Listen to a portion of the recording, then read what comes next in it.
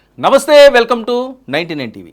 తాపీ మేస్త్రిగా వచ్చి హైదరాబాదులో తన బిల్డప్తో బిల్డర్గా రూపాంతరం చెందిన ఓ కంత్రీరావు అసలు కథ ఇది. తిరుమలరావు, జవాబును చెప్పు. తాపీ మేస్త్రిగా వచ్చి బిల్డర్ అని బిల్డప్ ఇవ్వలేదా? మొదటి ప్రశ్న. ఇక ఆర్థికంగా బలవంతుడినని ఆదిత్య సంస్థను నమ్మించలేదా?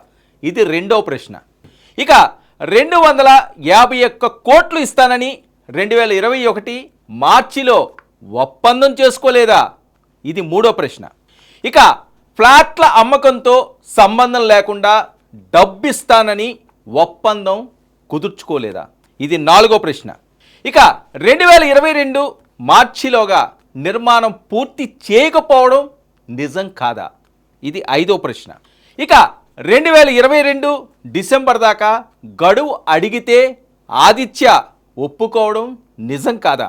ఇది ఆరో ప్రశ్న. ఇక మళ్ళీ ఈసారి కూడా నిర్మాణం కానీ చెల్లింపు కానీ చేయకపోవడం నిజం లేదా? ఇది ఏడో ప్రశ్న. ఇక అసలు సంగతి అలా ఉంచిన జిఎస్టి సైతం కట్టకపోవడం నిజం కాదా? ఇది ఎనిమిదో ప్రశ్న. ఇక 2022 డిసెంబర్ గడువు కూడా పూర్తయ్యాక మళ్ళీ పొడిగింపును నువ్వు అడగలేదా? ఇది తొమ్మిదో ప్రశ్న.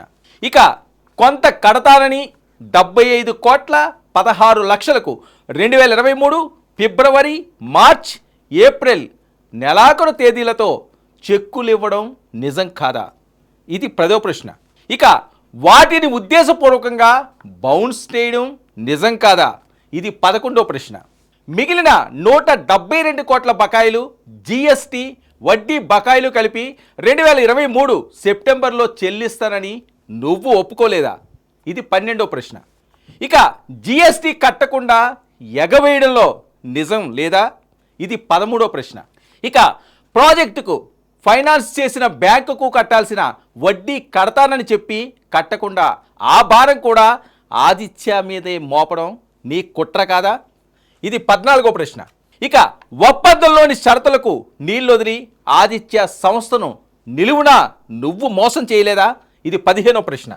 ఇక జిఎస్టి, వడ్డీ చెల్లిస్తాననే నమ్మకంతో అనేక ప్లాట్లు నీ తరపున ఆదిత్య సంస్థ రిజిస్టర్ చేయడం నిజం కాదా?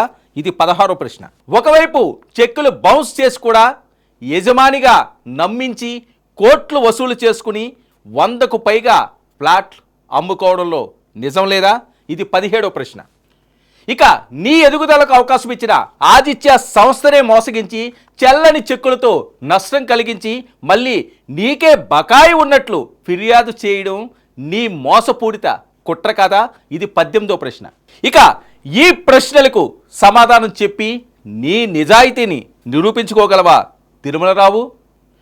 కంత్రీరావు అసలు కథ. తల్లి పాలు తాగి రొమ్ముగుద్దే తిరుమలరావు, ఈ ప్రశ్నలకు సమాధానం చెప్పి నీ నిజాయితీ ఏంటో నిరూపించుకో.